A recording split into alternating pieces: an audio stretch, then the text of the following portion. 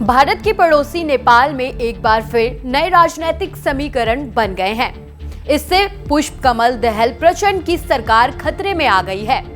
Nepali Congress party के अध्यक्ष शेर बहादुर देउबा ने प्रचंड से इस्तीफा देने को कहा है ताकि नई सरकार का गठन हो सके।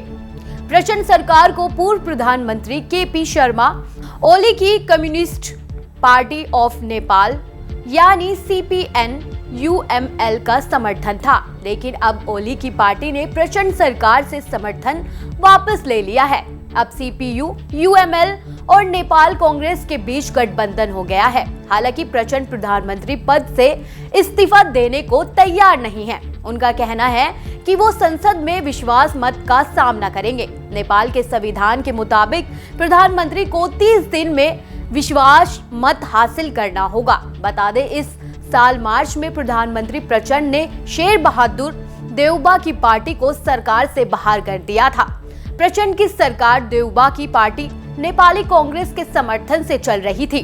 दोनों ने 15 महीने तक सरकार चलाई, लेकिन मार्च में देउबा की पार्टी को बाहर कर प्रचंड ने ओली की पार्टी CPN-UML को सरकार में शामिल कर लिया था।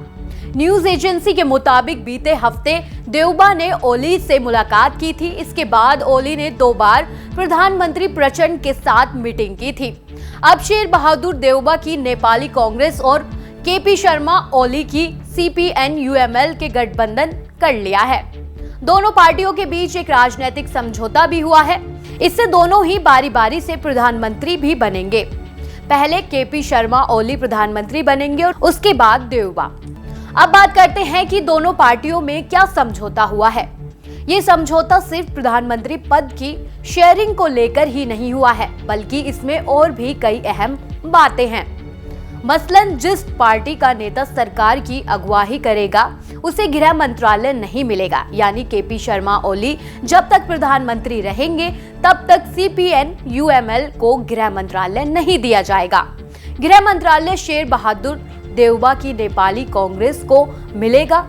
अब बात करते हैं कि किसकी पार्टी की संसद में कितनी ताकत है। नेपाल की संसद को प्रतिनिधि सभा कहा जाता है। 275 सीटों वाली संसद में सबसे बड़ी पार्टी देउबा की है। उनकी पार्टी नेपाल कांग्रेस के पास 89 सीटें हैं, जबकि ओली की पार्टी CPN-UML की 78 सीटें हैं। दूसरी ओर प्रचंड की कम्युनिस्ट पार्टी ऑफ नेपाल के पास महज 32 सीटें हैं। समाजवादी पार्टी की 5, राष्ट्रीय प्रजातंत्र पार्टी की 14 और लोकतंत्र समाजवादी पार्टी की 4 सीटें हैं। बता दें, साल 2008 तक नेपाल में राजाशाही हुआ करती थी। 2008 में ही नेपाल गणतंत्र बना और तब से अब तक यहाँ पर गठबंधन सरकारें ही बनी हैं। नेपाल में 16 साल के लोकतंत्र इतिहास में 13 सरकारें गिर चुकी हैं। अगर प्रचंड इस्तीफा देते हैं तो फिर नेपाल की जनता 14वीं सरकार देखेगी।